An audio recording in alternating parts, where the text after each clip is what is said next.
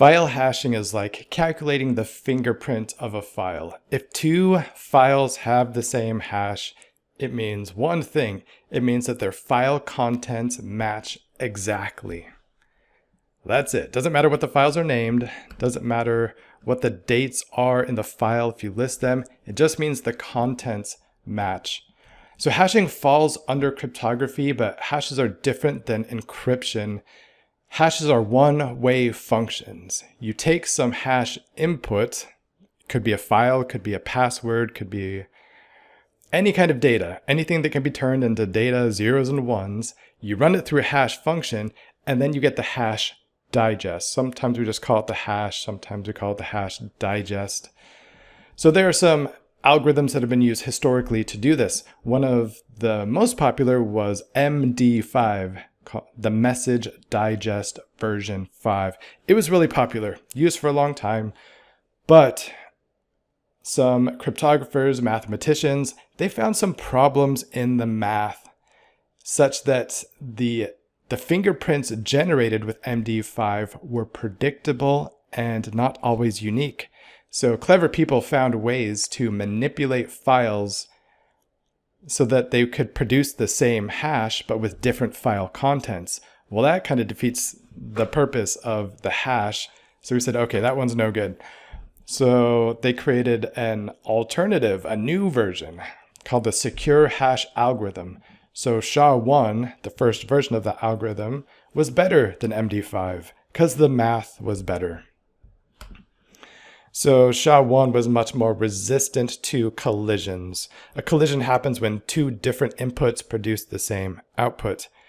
But it was also flawed. So I'm going to open up this link in a new tab real quick. So Google demonstrated that they could take two different PDF files. They could manipulate those PDF files to produce the same SHA-1 hash. So feel free to go to this website, check out shattered.io, but there's two different PDF files and you can open them. One's got a blue background, one's got a red background. But if it's hard to zoom in this, but you can see down there, the screenshot will calculate these hashes soon, but the hashes using SHA-1 are the same. So this was proof that people needed to say like, okay, we need to move away from SHA-1. Fortunately, we had SHA-2 in our back pocket. SHA-2 is what's widely used today. It's considered strong. And there is a new version called SHA-3, which has been, the specification is there, but not many people are using it yet because SHA-2 is battle tested and it's very commonly supported. But it's just the continual evolution. Cryptographers are always going to be looking for better ways to do cryptography because we know there's eventually going to be more powerful computers or more sophisticated attacks. So we always have to think about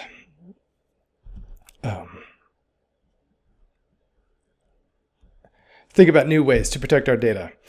One way to think about hashing, it's like a magical blender. I'm going to close that Shattered website.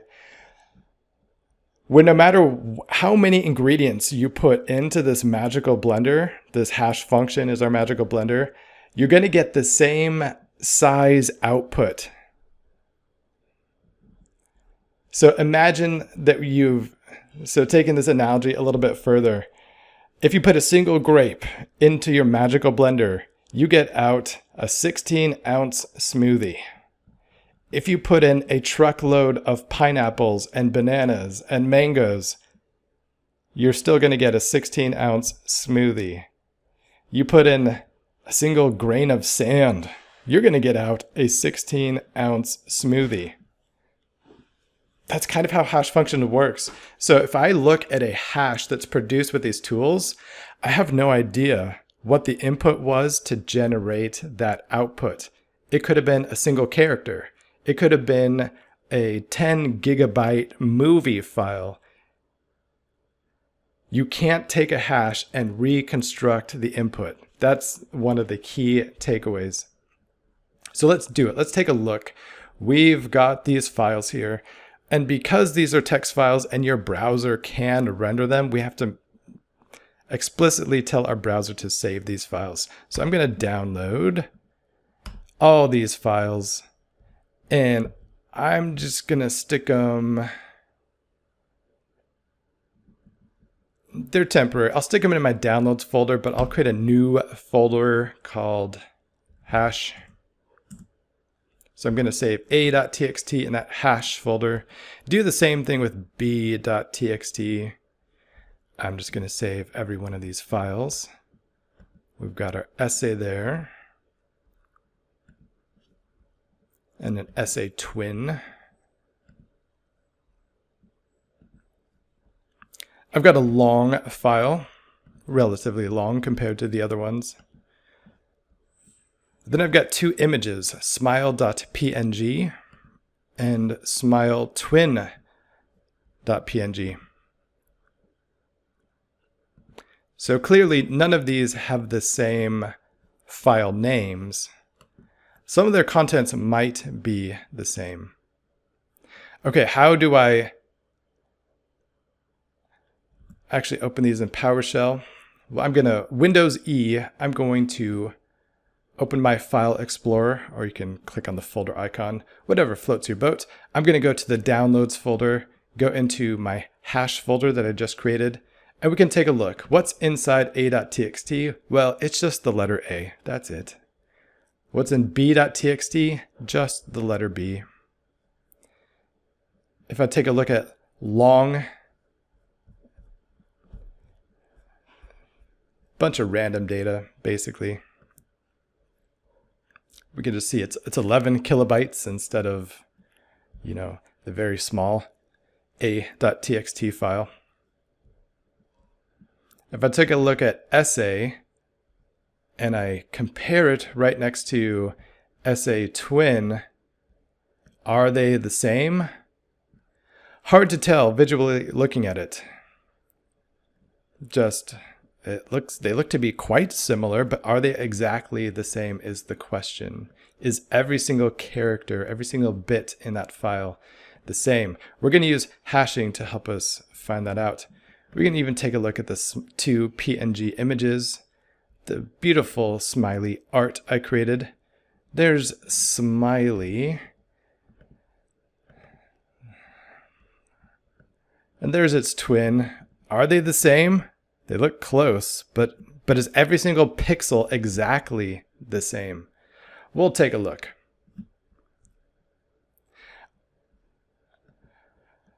Now we want to open up PowerShell. Easiest way to open up PowerShell here, I've got nothing selected. I'm in my hash directory. I can say File, Open, Windows PowerShell, and that's going to take me right into this folder.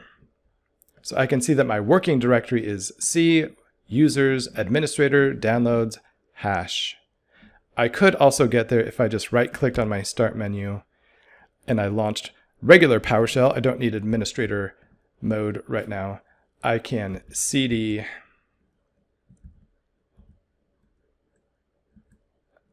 downloads, cd hash, and I'm also right there. I'm fine being right here. I'm going to make this wide because it can be helpful to see all those hashes. So I know I'm going to cover up these instructions a little bit, but let's run get dash file hash. That's the PowerShell convention, verb dash noun. So we're going to get the file hash of a.txt.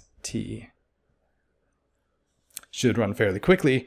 And I see the algorithm it used was the SHA-256. So this is the SHA-2 with the 256-bit output of the hash. Here is my hash. Notice that the hash is much longer than the file itself. The file is only a single character, but the hash is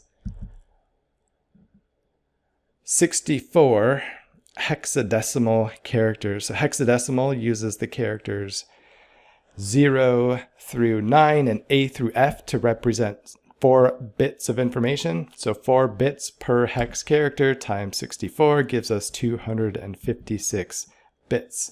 Then we see the path of that file. So I can get file hash b.txt, and it's totally different. If you run this, I hope you are running this, you should get the exact same hashes. So these are repeatable. They will calculate the same hash every single time for the same input. All right, so this is good. Yeah, the hashes I'm generating match what I had done previously, and they'll match what you're doing as long as you're using the same algorithm.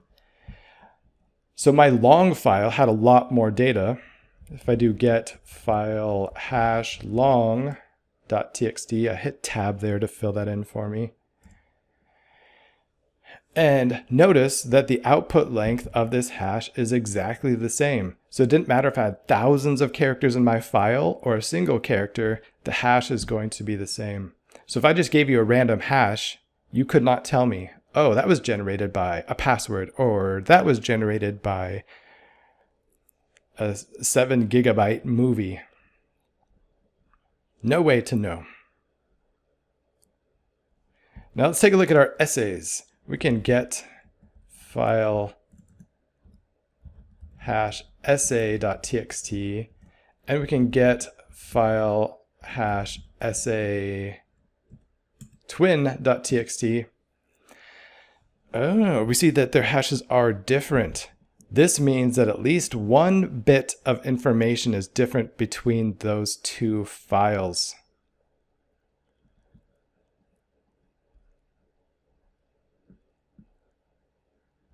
So there's a way that we can try to inspect this. Let's run this diff. It's a little bit messier on Windows, to be honest, to do this.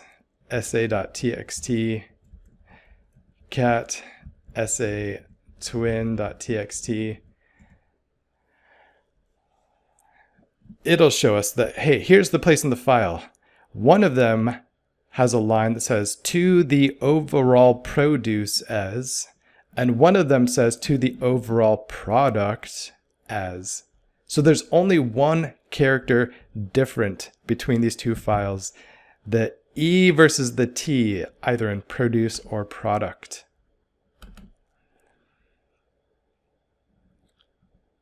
Where's that line? Yeah, there it is. There's the line in question. So I'll open up essay twin. That's the only difference in the files, produce versus product. Other than that, they're exactly the same. But let's take a look at those two hashes there. And I'm going to run it slightly differently. Get file hash essay star, just so that they line up a little bit nicer. Even though the change in the file was about just over a third of the way, maybe about here in the file, it's not that that one little tiny part of the hash changes. The entire hash changes, even if there's one small change in one part of the file. It's not like the hash is produced incrementally, like until you get to the end of the input. Every single bit that you add completely changes the hash.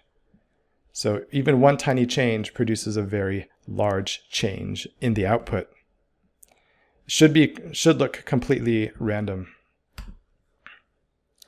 We can get file hash. I'll do smile star to do both of them at the same time. So I've got smile and smile twin. Are they the same image? Yeah, 100%. Their hashes match, and so we know that those images, pixel per pixel, have the exact same hash. We want to have for certain interpretations of fun, I'll open up this smile and I'm gonna zoom in and I'm gonna use my paintbrush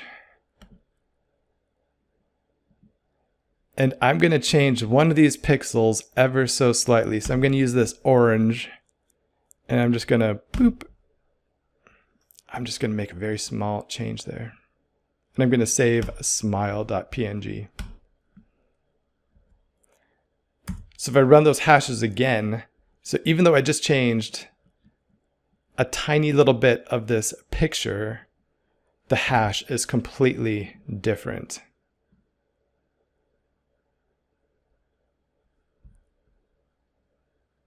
So why does this matter? Thinking about cybersecurity, I know some people want to go into computer crimes, want to protect children. There's a lot of bad stuff on the internet, and people take pictures of that bad stuff and they post that bad stuff.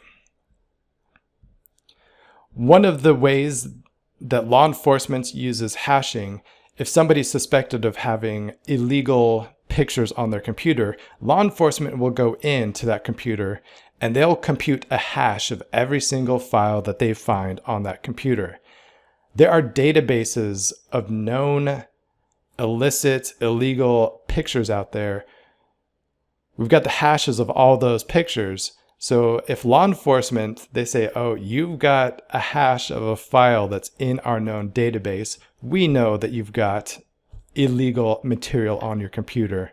We don't have to make our law enforcement agents look at all that stuff. We know for certain that you are guilty.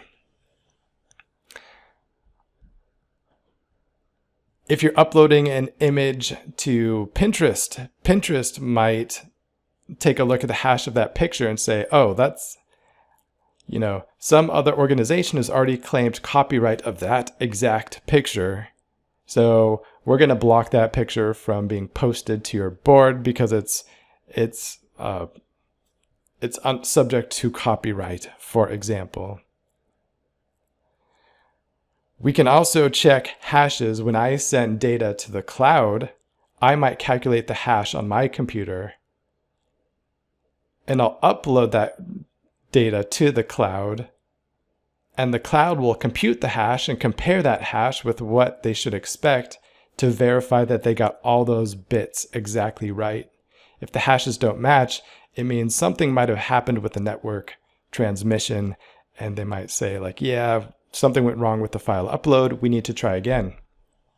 When your computer gets an update, like on your phone, when it's downloading an update, you might see on the progress bar somewhere in the installation, it'll say validating install. Part of what it's doing is checking the file hash to make sure that it got the right download, that the update did not get corrupted or it didn't get downloaded. Somebody didn't inject malware into that software update. So hashing is used all the time behind the scenes. So there's lots that you can do. We use hashing even every time your computer sends a packet on the local network. It's computing a little hash called a cyclical redundancy check to make sure that that data got sent. So you've probably used hashing today billions of times without even knowing it.